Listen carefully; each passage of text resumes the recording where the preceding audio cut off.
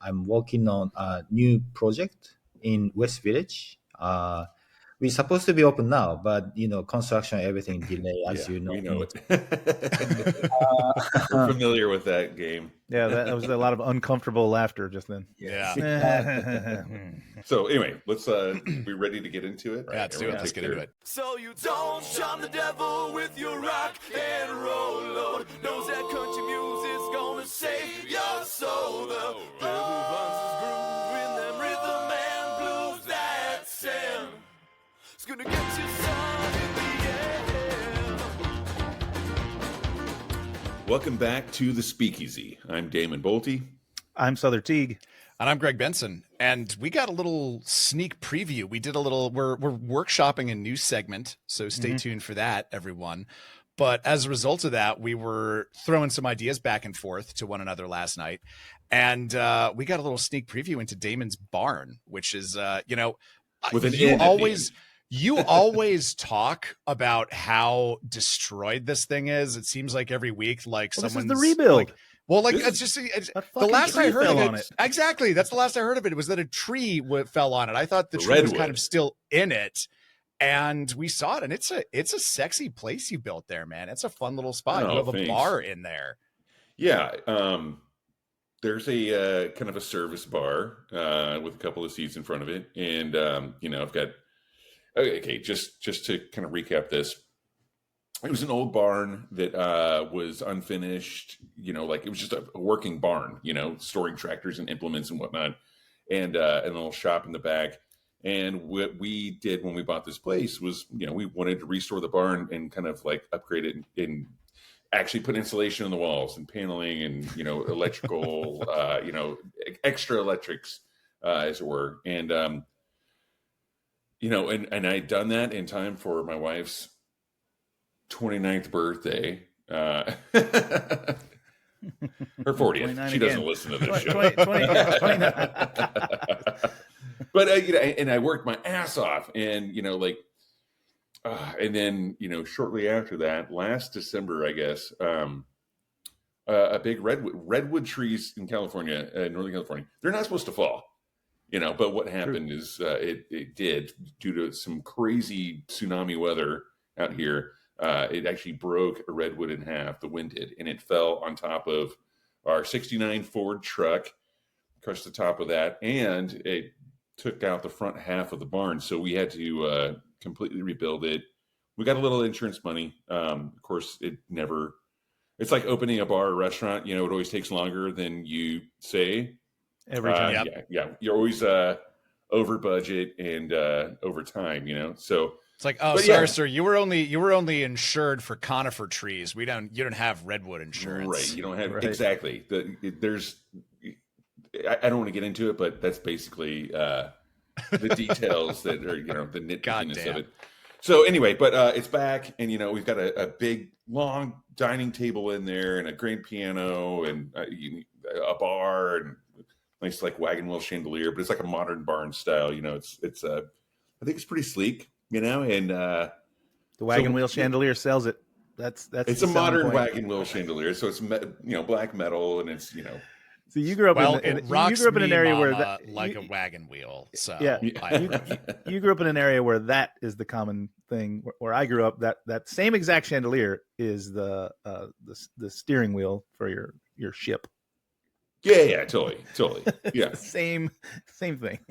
Totally. And I definitely have I have one wall in there that's still the original wall that has the original like very weathered wood paneling, and it's the crazy barn wall that's covered in signs and beer lights and neons and I definitely have a ship wheel and like hanging on the wall there. But everything else is super clean, and like my shop area is like you would walk into it. I feel the same way as like whenever I'm behind the bar. I'm like, I cannot get anything done behind this bar if they're like glass. There's mixing glasses and tins in the sink, and there's just shit everywhere. Like that's how I treat my shop too. It's got to be completely clean. I have like all my like Japanese woodworking tools, like my saws and everything, and like everything is just like super clean. I allowed myself one wall to throw all the crazy shit onto, and the rest of it, yeah. And you'll like this. That's good. So it pops. It is kind of like an art gallery in the main room where I've taken a lot of bandanas that I've gotten from concerts and bands and shows, that we've gone to over the years, and I framed them, and I have gallery lights over them, and then between those, I'm going to have koozies, beer koozies, from friends' bars and from shows and bands in frames as well. And so all the artwork that's framed on the walls, it's all bandanas and beer koozies, but I love it. It's framed nicely, and it's set up and lit well, and yeah. So you'll see more of that coming up soon. But what's going on the East Coast? Oh man. Okay. Well, out on the East Coast, this is just a very, you guys know how every week I have to just kind of like hold myself back by my own shirt collar from talking about politics on the air. Well, today Same. I get to, because it actually intersects with our world. I found out recently that the founder of Maine Beer Company is running for Senate. And I don't know, maybe fuck that guy. Like, I've heard and read a lot of allegations on Reddit and from other sources about tip theft, about just some wild shit that would go on there at that brew house. It seems like the sort of thing where it appeared to be, very above board, very 1% for the planet, very shiny on the outside, but there was just a lot of, a certain variety of crazy debauchery happening underneath of it that I think all of us are familiar with, and that seemed to extend up to management too. And here's the thing that I'm thinking about here, where it's like, initially I was like, oh, cool, the Maine Beer guy's running for Senate. He's one of us. Like, it would be cool to have like one of our guys in there. But like, think about the managers you've had in your life. Mm-hmm. Think about the people you've worked for. How many of them are you like, I want that person writing United States laws? Because I'll tell you what, I used to work at a brewery for a guy whose nickname was Beetlejuice. And we called him that because he showed up to work one day, it was Halloween to be fair, in a flawless Beetlejuice costume, and proceeded to get so fucked up that he was hurling chairs at bartenders behind the bar later on that night. Yikes. And yeah, I don't know. It doesn't really speak well of like, look, maybe Beetlejuice is a fun hang. I don't know, but I don't necessarily want him to be representing me in Congress. None of that story bothers me. We all had to come from somewhere. Look at AOC. The part of the story that bothers me is this bit about tip theft and things like that. Yeah. I don't want an unethical person, whether they were a mechanic at an auto shop or a bar owner. In charge of making laws. I don't want people who are happy to break laws in charge of making laws. Exactly. Yeah, for sure. And we should point out that for legal reasons, these are allegations on Reddit, but they are many. And I don't know. I've had my tips stolen in the past. It's a fairly easy thing to do if you're the manager of a place. So a large part of me is inclined to believe it. Yeah. And also, just not for nothing, but there's a really cool dude who's also running for Senate in Maine, Graham Plattner. Seems like he's a veteran. He's the oyster guy, the right? Oyster farmer. Yeah, exactly. And actually, every time I watch him speak, I am in favor of a replace every elected Democrat with an oyster farmer platform. Like across the board, every single one of them. Well, and Schumer stepped up. If Gavin Newsom keeps tweeting, maybe we can let him stay. But otherwise, Schumer stepped up and said he's going to back Mills, which is she's 77 years old. I think Schumer is so out of touch he doesn't. Anyway, this isn't a political podcast. It's cold outside, guys. You know what's delicious? Soup. Yeah. Well, I do want to say before we move on, it is soup season. But Gavin Newsom was actually a part owner of Carneros Winery in Napa, and but I think he's one of the good ones. And he's got a pedigree then. He's doing what he can to fuck with the people who need to be fucked with. So I think that's, it's on the right side of it. Yeah. But it is soup season. It's soup season. And speaking of soup and speaking of oysters, we have joining us in the studio today. He is the owner of ROKC, which is a beloved ramen, oyster, and cocktail bar recently of Harlem, and NR, which is its successor on the Upper East Side. We have Shige Kabashima. Shige, thanks for joining us in the studio, man. It's good to see you. Good to see you. Thank you for having me. No, of course. I have been a fan of your work for many, many years. So I'm Same. really, really excited to have you in the Thank studio you. today. Thank you. And I want to start by going way, way back, because when we were talking about things we wanted to discuss on the show today, you mentioned that you were inspired by the fact that there is a lot of spiritual similarity between New York City and Meiji era Japan. So say more about that for us. How are those two places linked in your mind? Yeah.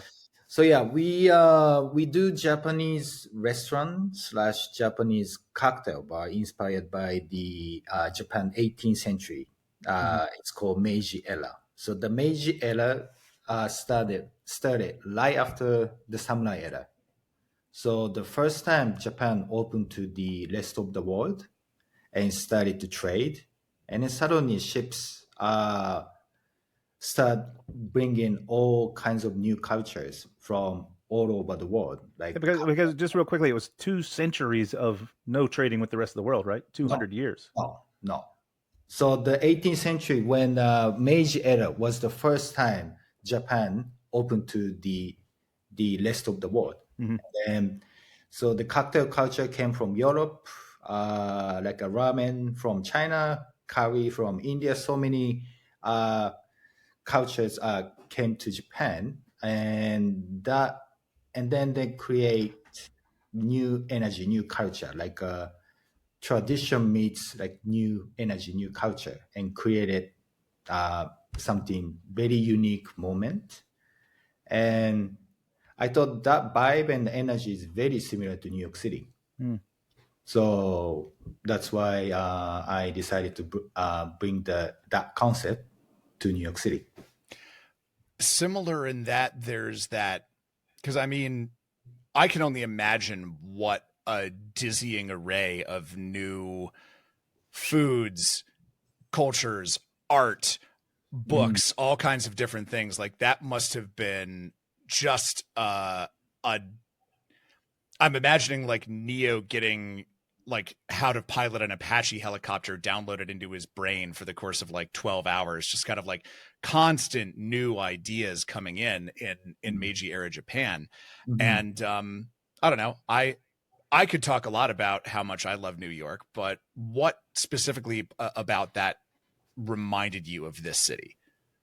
So it's mix the people from everywhere in New York City. I think New York City is the only city that it's mixed with all other people, all other culture, and create like the New York, the energy. So yeah, that's very similar, and I thought that's really fit the concept. Yeah, I mean, I can see that, right? We're a port town. Everything comes into here, bringing all peoples to the melting pot to see the Statue of Liberty and get on board. How does this concept play out in your? I've been to your spots. How does this concept play out in the spots? Describe for our listener what that's going to mean for them when they walk in and when they view the menu and when they see the presentation. Oh, so personally, I really like the oysters.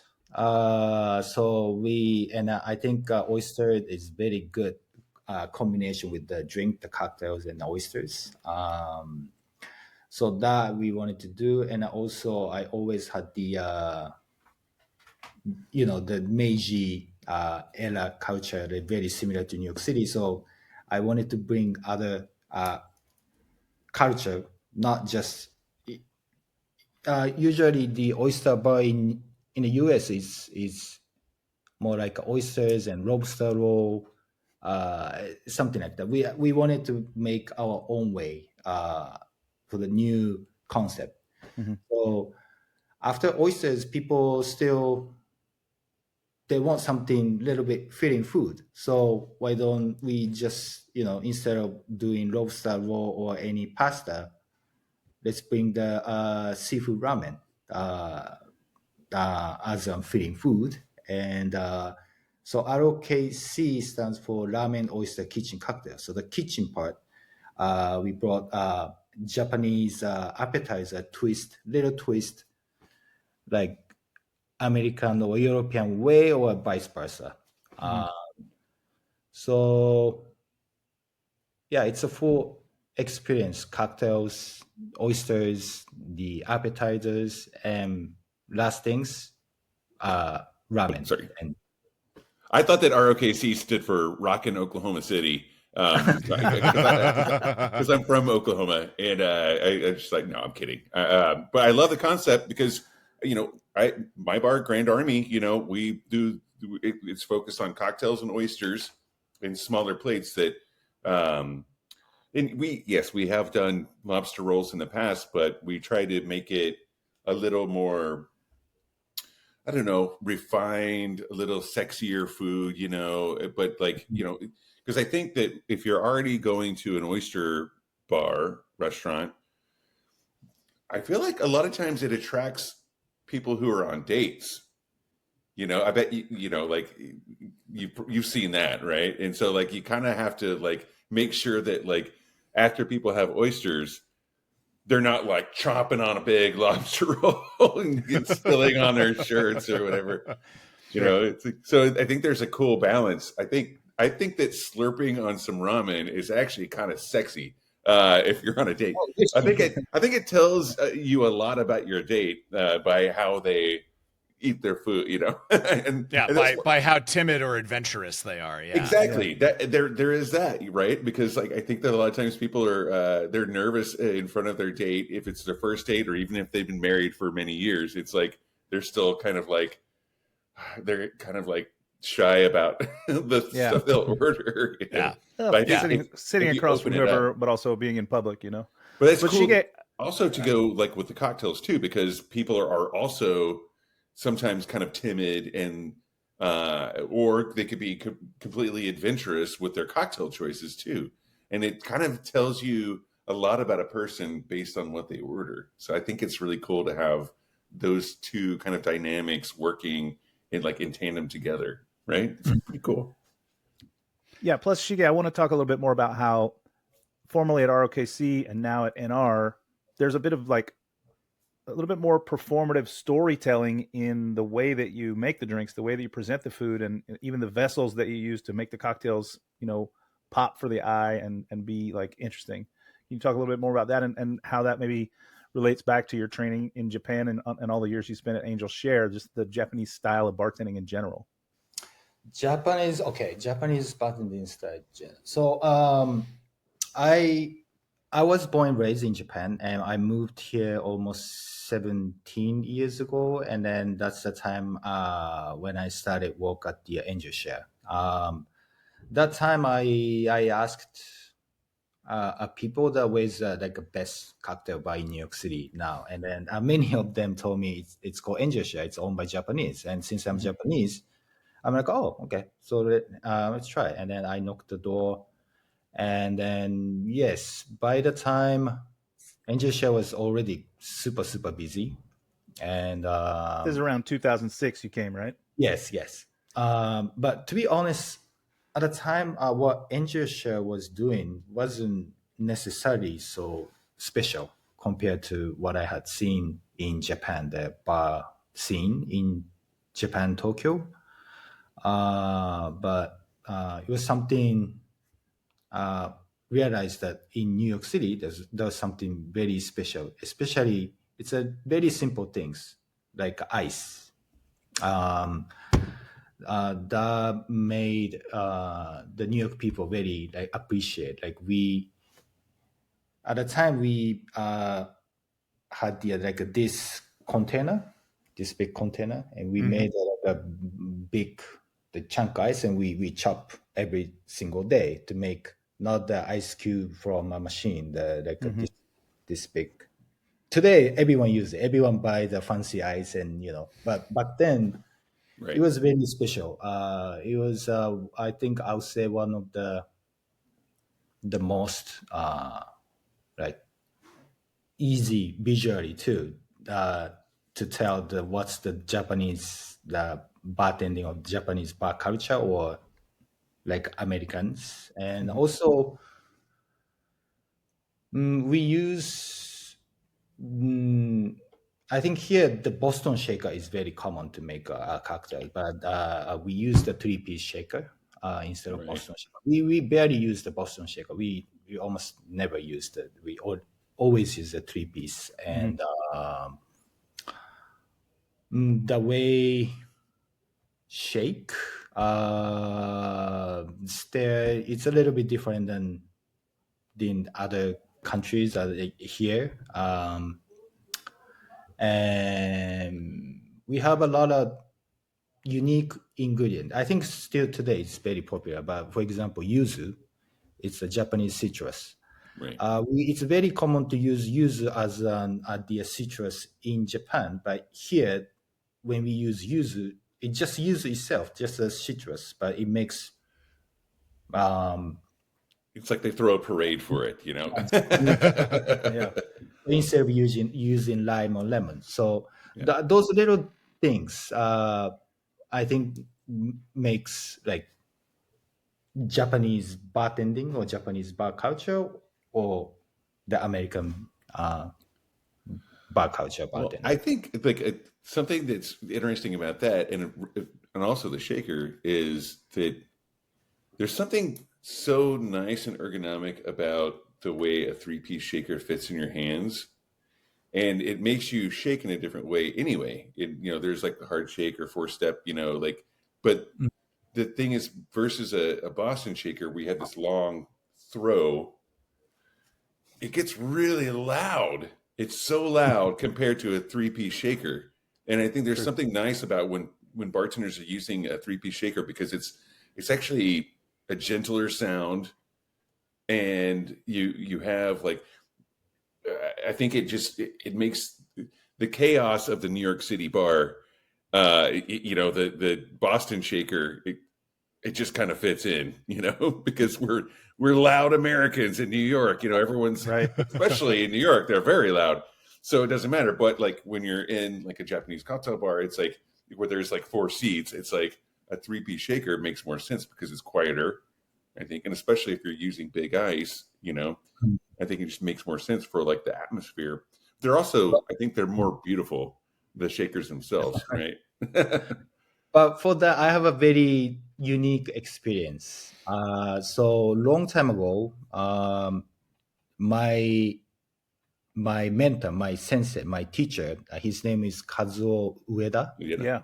Ueda-san. He's a Mr. Hard Shake. I think he's the one who created this Japanese bartending culture and hard shake.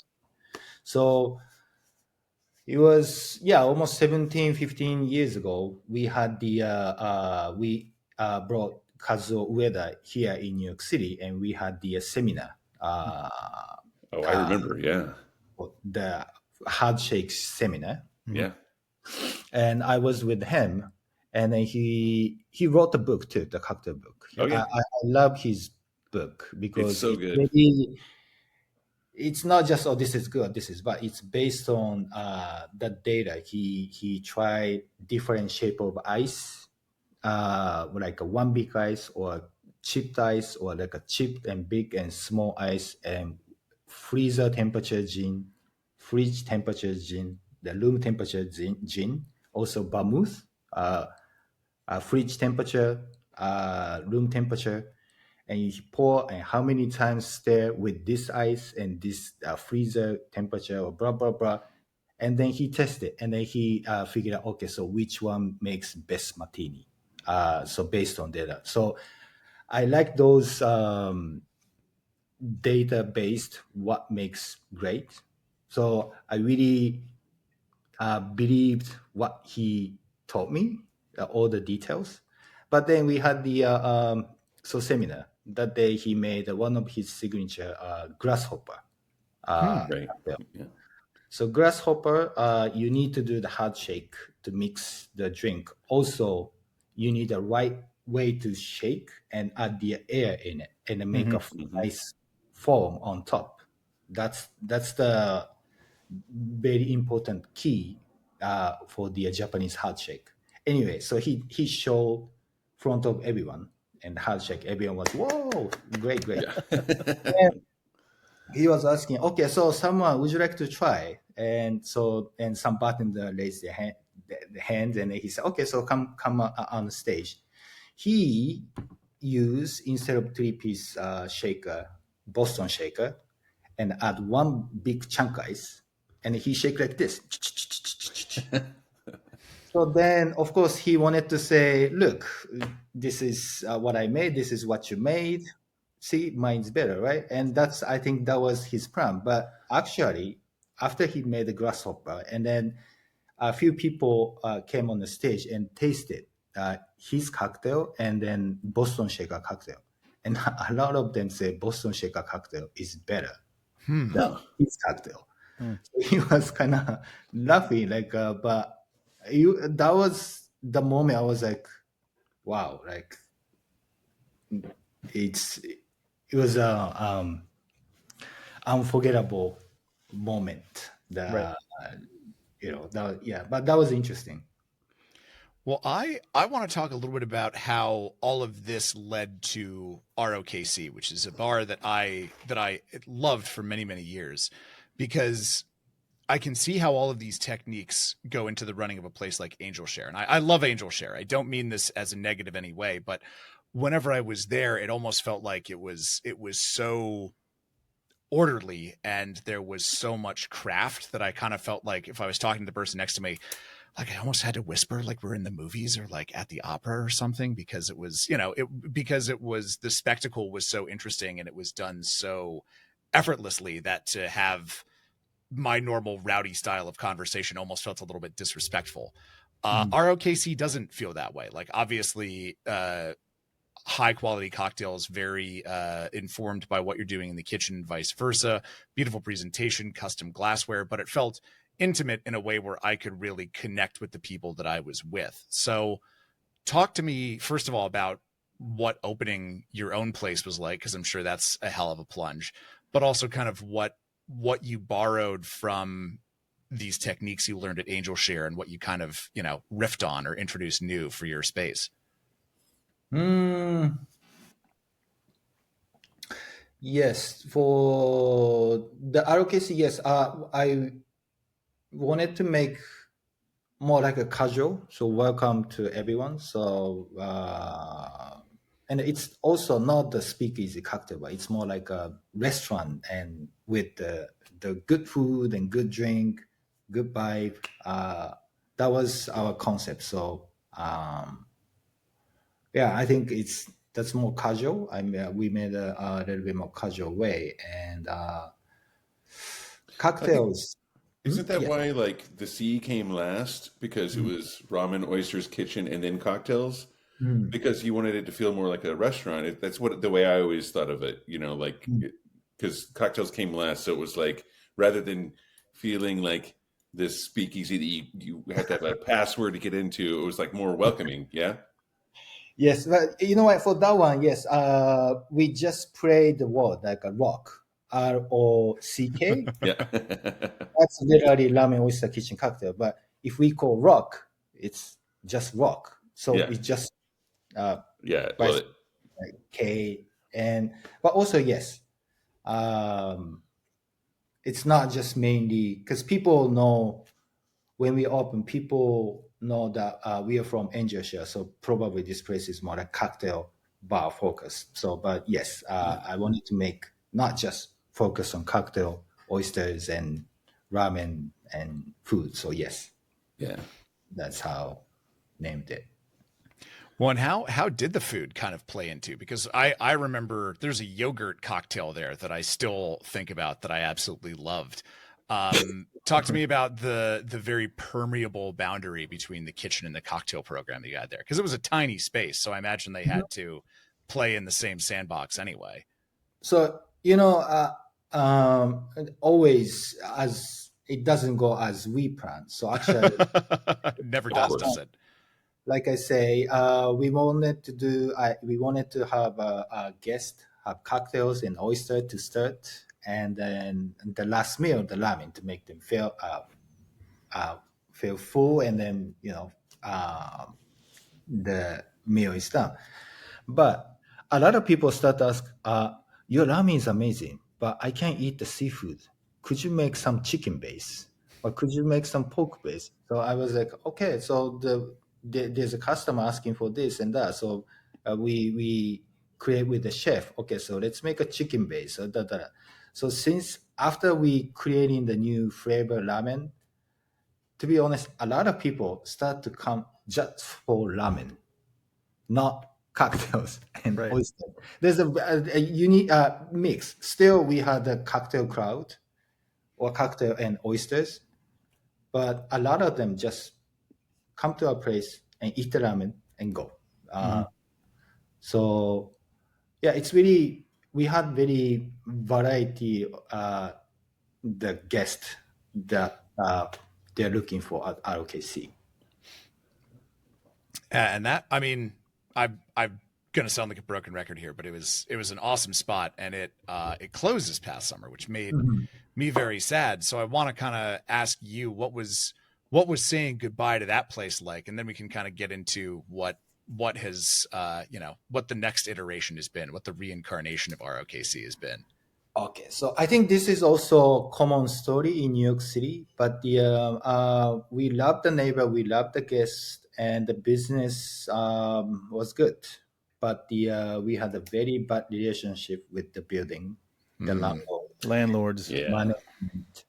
So when we start, it was very good relationship, and then right after, of course, the building was old. So for example, the water started to leak from the ceiling in a kitchen. And then we call them. So it's a water leak. This is a kitchen.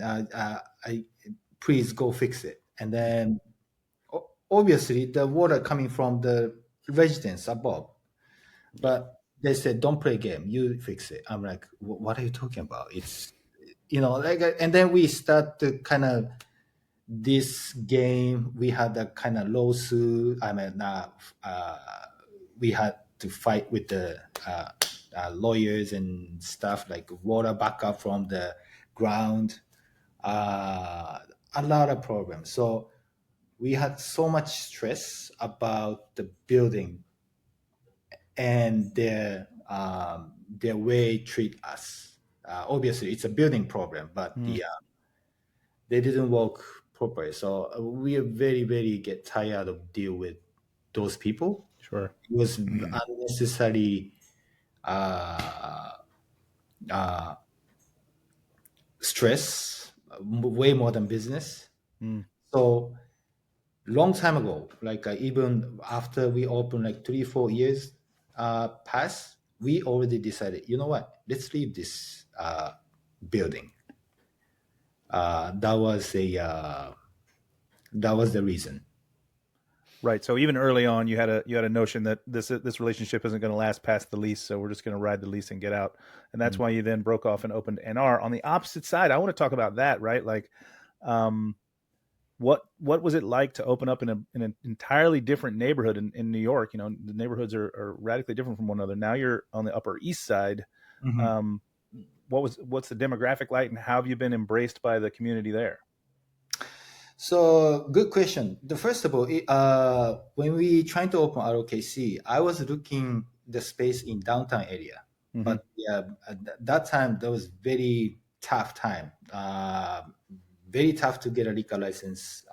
Everything was so expensive. It was like a booming time. So I really couldn't find a good spot, the good place, and I've been looking for space for like 2-3 years before I opened the ROKC, and then I start tired of dealing with the building and landlord and liquor authority, liquor license. So then we decided, oh, you know what? Let's focus on opening, not the location. Then we chose that location. It was very easy. Even we didn't have any liquor license community board meeting. We submit. No answer. They said, please come, please do. So it was super easy. And it's created new market there. And a lot of people said that next one, please come to East Side. So it was. You already had a little bit of built-in demand. Yes, it was not we wanted to be. we had a lot of demand and a lot of customer asked. Also, then I got the connection. The NR used to be what's it called, the cocktail bar. The speakeasy cocktail Seamstress? bar. Seamstress, yes. Yeah. Yeah. Before Seamstress, the Jaybird. Yep. Jaybird, yes. Right. Yeah. Vice versa. Anyway, so I had a connection, and then one of my friend told me, "Oh, that location is opening, and it's a great deal." So before they put on the market, I was able to talk with the landlord directly, and he used to live in Japan. And he loved our concept, so we made a deal. We made a contract under not on the market and found place. It's more insider deal. So deal was good. That people asked me to go in the east, and also we like that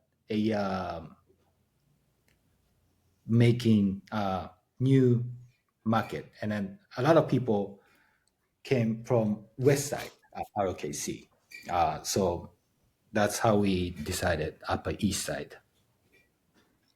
Well, Yeah, yeah, that's great. And it's a great space too. I love that space.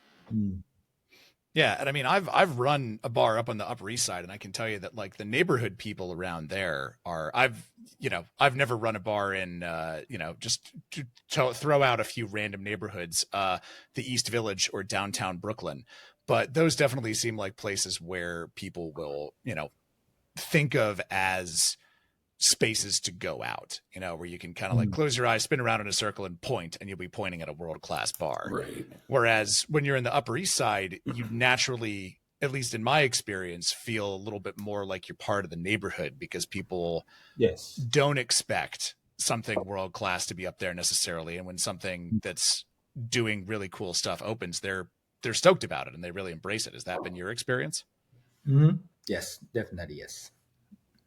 Well, one other thing I wanted to, Souther, you brought up the space. The space is bigger than what you were used to in ROKC.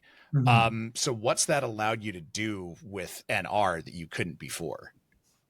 And also I would add on to that. And how do you maintain that sort of like intimacy? Because I know that's important to the style of bartending that you do. And I know it was important at ROKC. I know it was important at Angel Share. So how do you maintain that with a much larger space? It's difficult, to be honest. Yeah.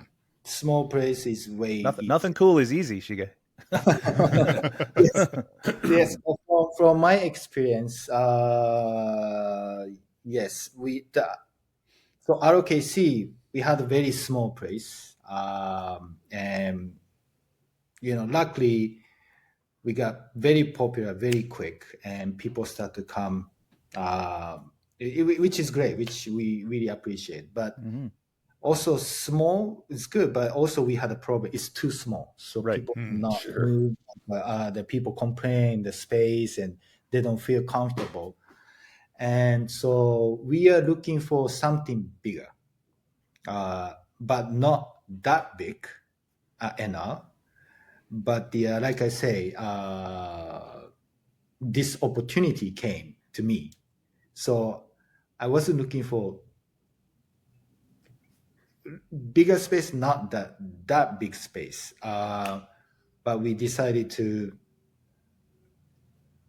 do the business in our location. It's a much bigger space, and then the key is, yes, space is much bigger, but the seating capacity is not as many as, because we made a space, the seating space, for more like not a tight. So seating number is, I think, lower than compared to other same space restaurant, because we have more seating, meaning we have more quantity. I mean, more number cocktails, and if we get too busy, we lose the quality. So to maintain the quality, we have bigger space, but the seating is number. You gave more space to the guests so you could self-regulate on how many guests you have. Yeah. Yes. I mean, that absolutely makes sense to me. And that space is And that beautiful. sweet spot, right? Yeah, and that space is beautiful because it has a couple of different sort of areas. There's at least two bars in there, right? But then, I'm just thumbing through right now some photos that people put up, not even that you've put up. I still love how you present a lot of the drinks in unique different vessels, and you do a lot of finishing work tableside, right? The cocktails get finished by the table, often poured by the table, or I see drinks that are being flamed or things like that by the table. Can you talk a little bit more about how your guest perceives the showmanship that you put into the cocktails? And frankly, I'd go further and say, and how does your staff react to that? Like, they have to be trained on all this to be able to do these things tableside. So yes, but also I'm very happy that they really like to make people happy and entertain people, the staff. So that's one thing I really did great job is we built a really good team happy to entertain the guest. So yeah, we used to, but actually this is the insurance issue. Yeah, we used to do the presentation on the fire on the table, and people are like, whoa, whoa, whoa. That was perfectly timed, by the way. That was my alarm. But my insurance broker told me, "Hey, Shige, you shouldn't do it. Your insurance company don't like it." So I gotcha. But you still really you're known for at least in some circles for unique presentation vessels, right? There was a light bulb at ROKC that a drink came in. I recall there was like a nest, a full nest. Seashells. Drinks that come out in unique bottles that get finished tableside that you pour. The Nautilus shell is really cool. Yeah, like a Nautilus shell. That's what I think it was. Yeah. Yeah, but those we don't do now. We do more the simple way. Why is that? Why? Yeah, why the change? Yeah. Why? I would say it's probably hard to source that many vessels for a bigger space. It could be as simple as that. Yes, people steal too. I worked at ZZ's Clam Bar. You already said people steal too. Yeah. People steal. Yeah, true. But I worked at ZZ's Clam Bar with Thomas Waugh and Phil Ward and Brian Miller and all those guys. And there was some vessels that, and it was before Absolute started reproducing the pineapple, the brass pineapples. We were using like vintage ones, and we only had 3. And the crazy thing about that drink was like, it's like that, given any era of cocktail craze, like it's like more like espresso martinis. Someone sees espresso martini go by on a tray, and then everyone in the whole bar orders espresso martinis, and then all of a sudden you're out of martini glasses or whatever. There's the same thing with that. It's like if someone ordered a pineapple, then everyone saw the pineapple, and they all want the pineapple. Everyone wants a pineapple, and it's like, these are antiques. We only have 3 of them, and I think someone just stole one of them. Like that whole thing. So I'm a fan of both, and I think that it's a smart move with a bigger space to go with vessels, because that's also right. Finding that balance, Yeah. By the way, I love the ZZ Clam Bar. So fun. It was so fun. Yeah. I worked there right as we were opening Grand Army, and it was a lot of fun. And a small space too, it was only like 13 seats in the whole space. But I think that's what's cool. You get to, I feel like with ROKC, you get to hone this style and this craft and experiment with the vessels and garnishes and everything. And then really like be able to expand it out in a larger way, but still keep the classiness of those cocktails and the beauty of them. Because I feel like, we drink with our eyes a lot of times, and so I think it's cool. And like, I don't know, I can't wait to go to the new spot. I haven't been there because I live in California now. Chiga. It's so cool though. Just even like looking through like you know, like the photos of the new space, and like it's it looks amazing, man. And I'm Thank really you. proud of you for keeping that vibe, but bringing it to a neighborhood that, like you said, you know, Greg, didn't you said you worked in the Upper East Side, and like I did, uh yeah. In the and before times, and yeah. the Duffs were like your regulars, right? Yes, yeah. I met In Phil the and lane. Elaine Duff as I didn't even know them as that Phil and Elaine Duff. I was like, oh yeah, that's Phil and Elaine who live around the corner. They're cool. They come in. They're good chat. He wears a lot of nice suits. She's got a cool haircut. They're fun people. Yeah, and then you're like, oh, they're on You're Bar Rescue. those Duffs. Oh, okay. Yeah, you're the Duffs. Like they had to travel a while to get down to you know, whatever bar that they were going to, but now it's like it's cool to take the ideas and place it. You would think that in New York City, it, you know, and it is full of cocktail bars, but there are certain areas that maybe don't have as many as you might expect that are very populated, right? With residential areas like Upper West Side, Upper East Side. And, you know, but those people will travel to Amor Amargo, you know? Right. Yeah. No, 100%. And Well, Angel and Share, this you know? and this actually brings up something that I wanted to ask, which is that, you know, I mean, you can, as we were talking about earlier, you can have your plan, but as soon as you open your doors, you know, your customers are going to tell you what they want. They're going to tell you what Yeah, you built. totally. And I was just wondering, I mean, you know, obviously the idea that NR, by the way, for our listeners, NR stands for roll, ROKC, roll. It took me several hours to get it, but when a penny finally dropped, it was very rewarding. It was obviously playing off of a lot of what you were doing at the old shop in Harlem, but I want to know how this new space and maybe the vibe of the neighborhood has changed your plan a little bit, maybe in ways that surprised you. Yeah. Good question. Yeah, because I always say plan your work your plan, be flexible, right? That's As, true. as That's Greg right. as Greg said, once the customers start coming in, they're going to tell you what you're doing. Mm-hmm. That's totally true.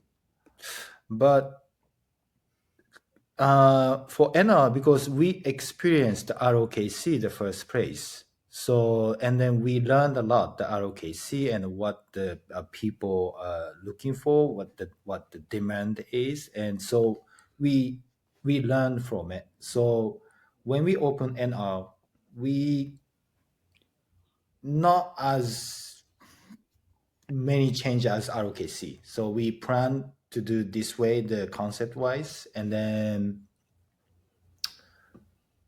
yeah, not much change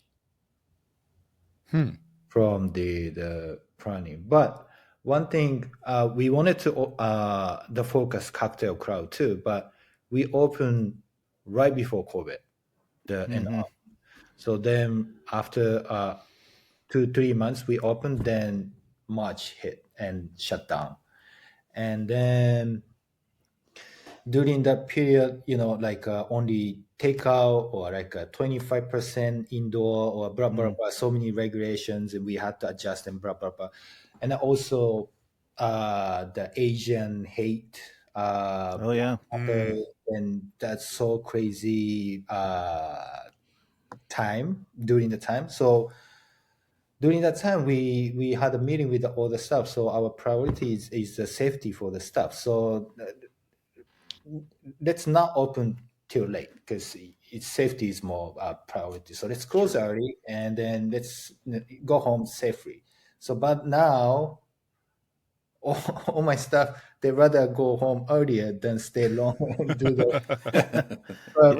You taught them if it can work this way, we don't have to mess with it, right? So that's one thing I would say change as we planned originally. So we close earlier. We close 10:30, 11.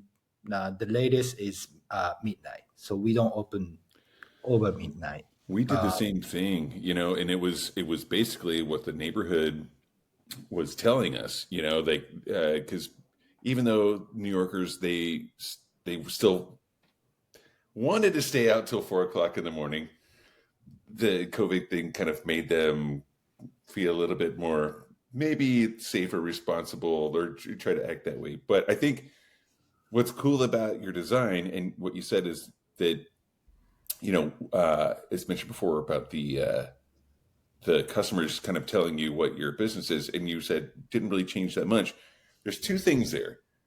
One, that means that your concept is so good that it needs no change, no edits, but also going back to the people who are there, and I think especially in a place like New York City, your customers are very educated on food and drinks, right? So they will seek out the places, like, let's be honest, there's something like 20,000 bars in New York City and all the 5 boroughs, and like, so there's people can go anywhere, really. Yeah. But to go to your place and become a regular there, that's really special. So there's the education on the consumer side, but then also the execution of your program on your side being so well received. Like it's that sweet spot, and I think that's really cool. There's something to be proud of there, really. Yeah, heck yeah. Thank you.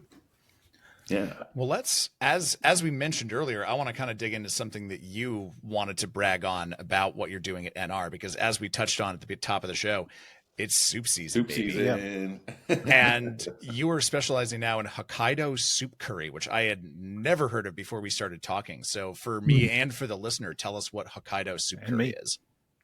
Yes. So our head chef, his name is Takashi. He is from Hokkaido, Sapporo. And even though I'm Japanese, I was born and raised in Japan. I'm from Kyushu, like Miami here. So I've never had the soup curry in my life. So first time I had a soup curry is here in New York. He made for me. So it's very special curry only for the Hokkaido people. The Hokkaido is the northern part of Japan. So the Hokkaido is almost same height than New York. So the winter gets really, really, really cold. So they created their own way, the soup curry, to make people warm and add a lot of spices to add spice and make the. It's like a heartier style. Yeah. Inside the body. And so usually the curry is very popular dish in Japan, but normally the curry in Japan is more like a thick like curry, a gravy almost, yeah. Regular one. But the soup curry is as name. It's very soupy. It's like you drinking soup, but it's a curry. It's very unique, and they use different rice. He mixed with the spiced the rice. So, please come try. It's hard to explain, but I always thought that it had like more meat and like thicker like vegetable and daikon. It could be anything. The ingredients, it's as I said, the Hokkaido, the Sapporo is very popular, the soup curry, and a lot of people go to Hokkaido to eat their soup curry because the soup curry is very local Hokkaido, Sapporo things. So if you go to Sapporo, there's so many soup curry restaurant, but they do their own flavor. So they add the meat, chicken, or beef, or sometimes natto or some unique ingredients. So the ingredient could be anything: veggies, chickens, pork, beef. Mm-hmm. But cool. The soup is. I'm hungry. It's as the weather's getting brisk and cold, and it's been raining a lot here in New York, I definitely want to maybe come up there and check that out. Yeah.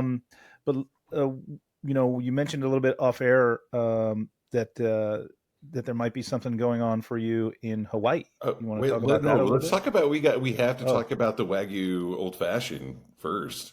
Oh, okay. Wagyu Old Fashioned, sure. Yeah. We do, yes, Wagyu Old Fashioned, and we created because we have it's a very popular dish. We do Wagyu mazemen. it's a soupless ramen with the wagyu bone marrow on the side. So when you eat the soupless noodle with the wagyu on top and with the bone marrow, so you scoop the bone marrow and mix with. Oh yeah. I'm Yeah. dying right now. I'm so hungry right now. and thirsty too. It gives rich and it's very nice combination. So anyway, we buy the big chunk of wagyu from distributor. So my chef cut the wagyu, the sliced wagyu, but we cannot use the fat part of wagyu. So and then we keep those fat because it's still wagyu fat is very delicious, even just it's a fat part. Yeah. And then so let's use this fat to do something. And then we started wagyu fat washed. So we use those leftover wagyu fat part and low heat almost 2-3 hours to melt all the fat down and become liquid. And then we add the Japanese whiskey and add a little bit of 0.5% the smoked salt. Cool. And then keep in the freezer for 48 hours. And after that, strain. So it's separate, the wagyu fat part and the whiskey. So and then you can pull the cap off. you can get a very rich, nice wagyu fat flavor to the whiskey, Japanese whiskey toki. So our base is that whiskey, the wagyu fat wash whiskey. Also, our chef make his own miso mixed with the white miso, red miso, koji. It's very yummy miso. So I wanted to use the miso, and the miso and wagyu it's a great combination. So I used the miso with the simple syrup, and also I used the kabosu, which is not yuzu, but it's more like a limey Japanese citrus to add the Japanese flavor to it. So anyway, I need a citrus to do the clarified. So I used the kabosu and his own miso and syrup. And after that, I milk washed and clarified the house miso syrup. Also, I add the the umami dashi. And then we use the Suntory Toki whiskey, but Toki is kind of light whiskey, so I needed more a little bit body or punch to it. So we add a little bit the Ichiro single malt infused with the fig to add a little bit punch and a little bit richness. So and also it's a very good fit for this season, the fall winter. Wagyu fat, fig, miso. That's the combination of soup of the day. Yeah, well, I'll be there in about 45 minutes. I know. So, I'm like, dude. It sounds like it takes a very long time to prepare, and I will drink this in like 2 seconds. It's a roller coaster. Stand in line for an hour and a half for a 2-minute ride. Exactly. That's a great analogy, brother. I think a lot of us are looking forward to lunchtime, but let's before we do that, let's talk about the future, because you've got a project in Hawaii that I wanted to get a confirmation or a denial on you from, but you've also got another project in the works right here in New York City. So talk to us about that. What's coming down the pike for you? Yes, so I had a partner ROKC, one of my partner, and then he was the one used to run the ROKC as a bartender, as a manager, and he moved to Hawaii. And Tatsuo, right? No, Tetsuo moved to Cape Town. And he moved to Cape Town. Yes. Oh, so you're going to see him soon then? I might be seeing him soon. I might be going to Cape Town next month. So, really? Yeah, for Ajabu with Colin. Oh, cool. Yeah. He, in Cape Town, we opened almost 2 years. It's Loop Street. It's a very nice corner like building. It's called Anthem. Oh, had no idea. That wasn't in my notes anywhere. Please stop by and say hi to Tetsu. When are you going to Cape Town? If I go, it'll be on the 20th of November. Yeah. Until December. So yeah, Well, okay, because I'm going to be in Yokohama for the big Moon Eyes Hot Rod and Motorcycle Show in Japan early December. So, otherwise, if I don't go, I might meet you in Cape Town. Let's go. Well, I'm going to be in Elizabethtown, Pennsylvania. So there you go. All right, be jealous, guys. But let's hear about this Hawaiian output or outlet. So, what island? Let's hear about what we're talking about here in New York first. Oh yeah. Sorry. Yeah. So yeah, new project is coming in West Village. It's under construction. This project we decided to do like 2-3 years ago. We signed the lease. We already approved the liquor license, but the construction is taking forever because it's a landmark building. So we need to do first step, the DOB and landmark and DOB, and it's a lot of work. But anyway, this is located right next to Stonewall on Christopher Street. Cool. It's iconic. Yes. And this time it's a different concept. We still do cocktails, but this time the partner is he's chef, but he's gay. And I'm straight, but I have a lot of the gay friends, LGBTQ friends, and then there's a big market in New York City. People, LGBTQ people, I heard they feel safe in a city, not suburb. So they love to come here. But so my partner took me to the gay bar, LGBTQ places in New York City, and everywhere we went, it's busy. But it's a community that's underserved. They don't feel like they've got enough places to go that are spaces that are built for them. Yeah. Yeah, it's everywhere we went. It's loud. It's not just sound-wise, the color-wise, the rainbow everywhere, the colorful lights everywhere, the stuff, the costume. It's everywhere we went. It's same. So this time we call Love Thy Neighbor. So that's my partner named. It's the Love Thy Neighbor is from Bible. Yes. So it's one of the 10 Commandments, right? Yes. So welcoming not just LGBTQ, but welcoming everyone, even straight people. So we wanted to make like new concept place, so everyone feels safe. And so this is not the LGBTQ target, but it's everyone welcome, not gender. That's a great name. A great name for the concept too. I love it. It's really cool. Thank you. And this time, yes, so we do cocktails, but the cocktail program, a friend of mine who runs the bar in Tokyo called Bellwood in Shibuya. We used to work together for a long time, but I love his product. So we work together. He joined this project. So he's bringing his product here, this Love Thy Neighbor. And also they do omakase sushi at the bar. It's a very tiny bar, but omakase sushi, usually let's say you get 12 piece, 15 piece of sushi, like sea urchin or salmon. But what they do is represent the country. So they call world tour.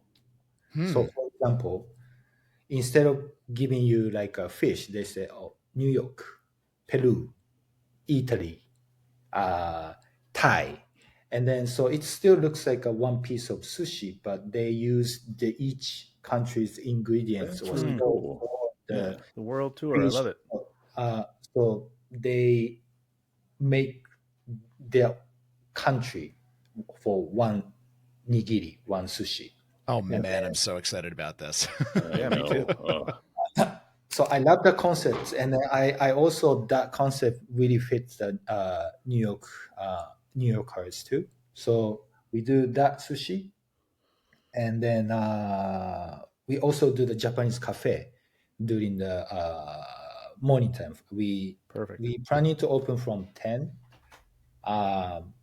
He's also a good friend of mine. He owns the place called Tsukimi in East Village. Mm-hmm.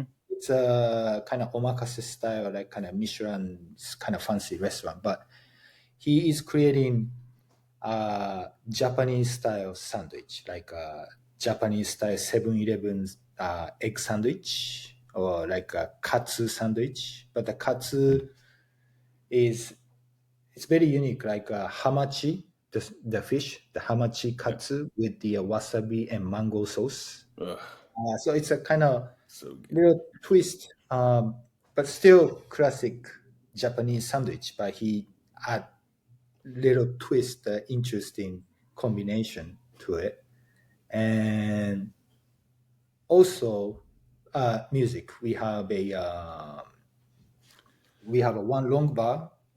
Inside the bar, we have DJ booth, a bartender section, and sushi section. Oh man, we could do a whole episode on like Yeah. Japanese like listening rooms, like the listening bars, you know, for like because like that's a big thing now. Is like having I'm big into I'm a musician myself, and like I love hi-fi stuff, and like it's one of the coolest things I know of these days, where it's like a cocktail bar, but instead of a back bar full of bottles, it's all vinyl. It's all vinyl records, you know. It's like so crazy awesome. Well, that's amazing to hear about, and really cool neighborhood to be in with Agreed. Your next project. But then we've also heard rumors of this Hawaiian project. Is that a thing that's happening? Listen, I'm itching to go to Hawaii. I've never been. It's been on my list Really? for a long time. Holy I've shit, never you've been. lived everywhere. I can't believe you've not been to Hawaii. Not even for Food and Wine Festival. Wow. Yeah. So Hawaii project. So like I said, my part, not Tetsuo. Tetsuo is the one. Not Tetsuo. Sorry. The Joji, we used to work together. He moved there, and then we have a location already. It's in Waikiki. Cool. Yeah. It's where the Hard Rock Cafe is. It's very close to the beach. Yep, I've been there. So it's the same building. Okay, cool. Yeah, it's right there on the beach, Waikiki. It's like the main strip, and there's a Gucci store right across the street. Yeah, very fancy. Yeah. So yeah, but they're under construction too. But it's also, I heard, the New York everything delay always, but Hawaii is times 2. Oh well, you're on an island. You know, if you can't get something, you got to wait. Distribution is really hard there, because like if you, it's not like oh my god, we're out of Rittenhouse. It's like, well, we'll just put it in order, get it tomorrow. It's like, no, not so much. It might take you a little bit. Plenty of pineapples. Yeah, it's a Hawaii. All the pineapples you'd ever want. Yeah. So right now, I'll say, I don't know. It's moving on, but I don't know when, and I don't know how fast it goes. Just wait and see. Yeah, totally. Okay. It's patience. Well, you're on island time, is we call it. You know. Yeah, that's what we call it. Does the new project have a name? So that's Georgie probably named ROKC Hawaii or something. Oh, okay. Yeah, okay. Cool. The resurrection. Yeah. that you know, keeps NR staying around too. Robbie. So you're very busy, obviously. So I'm sure that you need a drink every now and then. Where are you drinking these days? These days, when you have the time to. Yeah. So when I was young, yes, I used to go out and drink a lot. But you know, now as a dad, I have a kid, so then everything changed. I really don't go out and drink, but lately, so Atsushi, the Bearwood, he was here, and then we've been working together. And the Overstory bar, Overstory, yeah, totally cool. We had the Santori event, the pop up, and then I was there, and he was making the drink, and that was great. That was like, oh, And then I haven't been to. You guys been to the Overstory? Oh, Oh yeah. yeah, it's Yeah. beautiful space, It's beautiful views. It's Beautiful I mean, view, yes. Harrison's crushing it. We are like, I was taking photo. Wow, it's I Yeah. haven't been to that. So yeah, it was great. Very Yeah, cool. but in general, I really, to be honest, I really don't go out. I mean, used Well, to. you make the best drink, so like Yeah. Yeah. you know, it's better for you to just make a drink for yourself at home. Your favorite bar is the one you have at home and hanging out with your family, so that's good. And this has been so much fun talking with you and catching up. I haven't seen you in a while, so it's nice to see you and to talk with you. Yeah, I'm surprised you had the opportunity to give us as much time as you gave us, given all the things you have going on, which were you just like graceful on the surface, but underwater you're just kicking like a duck, I guess. So really appreciate you spending time with us. Appreciate it. Where can people follow along with the things that you have going on? Do you have an Instagram you want to plug? Yes. Yeah, probably Instagram. I don't have my own Instagram. Yeah, but the bars, Good for you. or the bar at least. I think so too. So NR, the NR is NR/NYC, and Love Thy Neighbor is coming. Love Thy Neighbor NYC, I think. So my partner created, so I don't. So Gregory, read Greg, us take out. us out. All right. Well, that is going to do it for us this week on the Speakeasy. But if after this conversation you find yourself yearning for more, you can become a regular on our Patreon. Our regulars get longer episodes with bonus content, no ads, cocktail recipes from all of our guests, access to our live monthly hangouts, and a free cocktail kit each month from our friends at Shaker and Spoon. That next After Hours hangout that I mentioned is happening on Monday, October 27th. So be sure to fire in your suggestions of what you'd like to drink with us as we tackle listener questions live and after dark. And speaking of After Dark, After Dark Confessions is returning Thursday, October 30th, 8 p.m. at Someday Bar. They have gone all out for Black Lagoon this year, which means that this month's show is going to be particularly anti-Christy. So if you ever wanted to sit in a spooky bar while I anonymously read the most embarrassing thing you've ever done out loud to everyone present, this is the best shot you're going to get. So I'll see you there. And as always, you can find us on YouTube. No paywalls, no passwords, just good old free streaming. But in exchange for this mountain of generosity, please hit like, hit subscribe, leave a comment, and help us conquer that algorithm that we're all fighting against. youtube.com/@speakeasy.podcast. And be sure to tune in next week when our guest is writer and recent Spirited Award winner, Emma Jansen.